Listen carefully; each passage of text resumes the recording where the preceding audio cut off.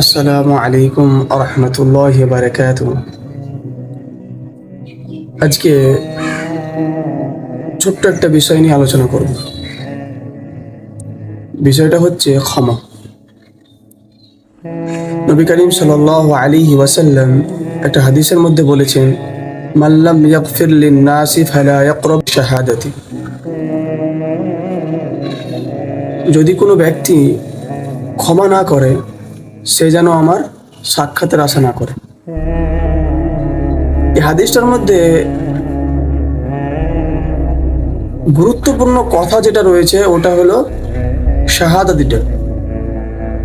কেননা নবী করিম সাল্লাল্লাহু আলাইহি ওয়াসাল্লাম বলছেন, যদি তোমরা ক্ষমা না করো তাহলে কিন্তু তোমরা আমার সাক্ষাতের কথা ভেবো না।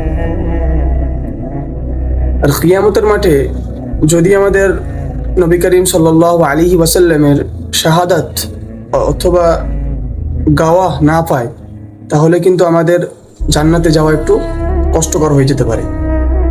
আর যতই হোক, আল্লাহ তাআলা তো মেহেরবান, অবশ্যই আল্লাহ তাআলা পারলে জান্নাত দেবেন, কিন্তু নবী করিম সাল্লাল্লাহু আলাইহি ওয়াসাল্লাম ওনার কিন্তু বন্ধু, হাবিব। তাহলে এই হিসাবে যেটা বোঝা যায় ওটা হলো যে আমাদের একটু জান্নাতে যাওয়ার অসুবিধা হতে পারে। তো ক্ষমা জিনিসটা খুব কঠিন না। যদি আমরা কোনো ব্যক্তিকে ক্ষমা করতে পারি তাহলে কিন্তু আমাদের মনের মধ্যে একটা প্রশান্তি পাওয়া যায়, যে প্রশান্তিটা খুবই ভালো লাগে।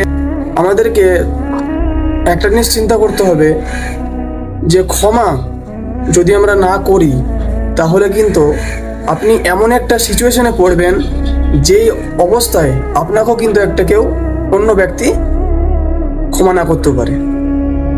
এরকম অনেক অবস্থা আপনি কিন্তু পড়তে পারেন। ওই জন্য যদি আপনি ক্ষমা করেন তাহলে আল্লাহ তাআলা আপনার দরজাকে উঁচু করে দেবেন। একটা জিনিস খেয়াল করবেন, কিছু কিছু ব্যক্তি এরকম ভাবে যে ক্ষমা করলে সম্মান কমে যায়, কিন্তু নবী করিম সাল্লাল্লাহু আলাইহি ওয়াসাল্লাম একটা হাদিসের মধ্যে বলেছেন, যদি তোমাদের ক্ষমা করতে ইজ্জত চলে যায় তাহলে তোমরা আমার কাছ থেকে নিয়ে নাও।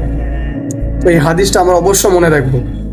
ইনশাআল্লাহ আমরা প্রত্যেকটা ব্যক্তিকে ক্ষমা করার চেষ্টা করব। আসসালামু আলাইকুম।